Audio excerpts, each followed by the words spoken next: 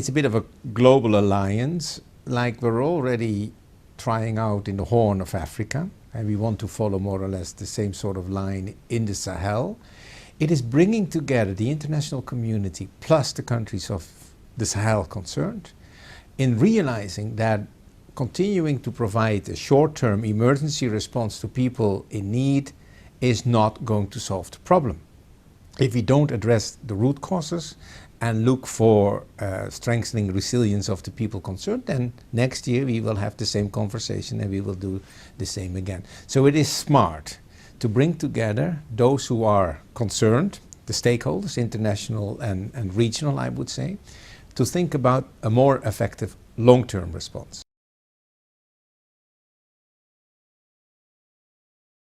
One of the things one should realize, nutrition is not about food, or is not only about food. Nutrition is more about health. It's not the lack of food intake that produces malnutrition. It's the way the body system of the beneficiary in question is reacting to the food and the water. So we talk about a multi-dimensional sort of issue. So you need to address the many dimensions of the problem. And that is in part, it's food, but it's definitely health.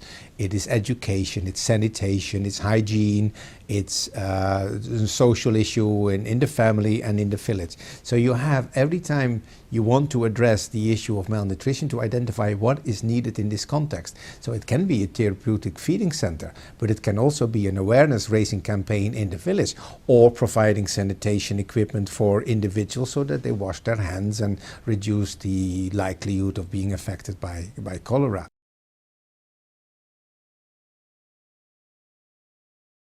The SHARE is the European Union response of combining short-term humanitarian response and long-term development cooperation to strengthen resilience in the countries that otherwise would be affected by almost annual food crises. We have built up so much experience over the years in addressing hunger, famine, or food insecurity, that if we want really now to have an effective response in the future to the needs of the people in Horn Africa, we have to bring that experience together, we have to learn the lessons and provide a comprehensive response.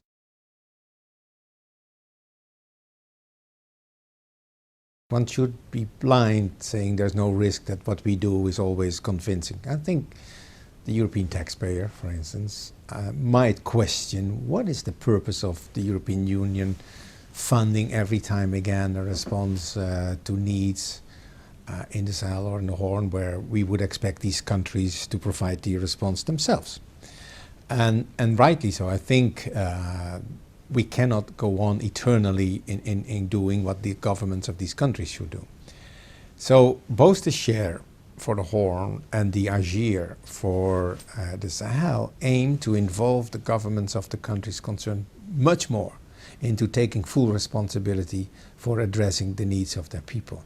In the past, there was too much a tendency to focus on other issues that are higher profile, nice infrastructure or a nice airport, while the less visible needs of people, having hunger, so to say, were not being addressed.